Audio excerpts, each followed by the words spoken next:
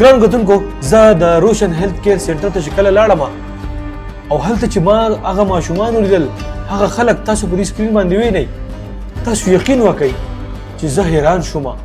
دې خلکو ته دا د سمو سمو خلکو د سمو سمو خاندانونو او د سمو سمو خلکو خلک دي دا زمونږ د دې مینګورې د سوات هغه ځوانان دي چې پته نه لګي چې دا زمونږ دشمن دی که څوک دی چې یاره دا سپین زهر یې زمونږ د معاشرې ته راوړي دي او تاسو یقین وکئ چې په دې کې داسې ماشومان هم چې یاره ما د هغه خبرې ریکارډ نه کړې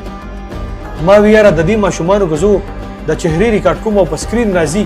شاید چې د دوی په فیوچر کې د دوی په تعلیم کې دوی ته غټې مسلې جوړې شي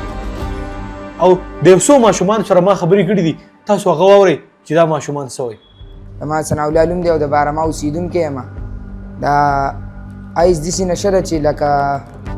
یو پیر دې وڅکله نو یو پیر دې لکه خوله وله ویوړه نو بیا قلارېده ترې واپس نشتي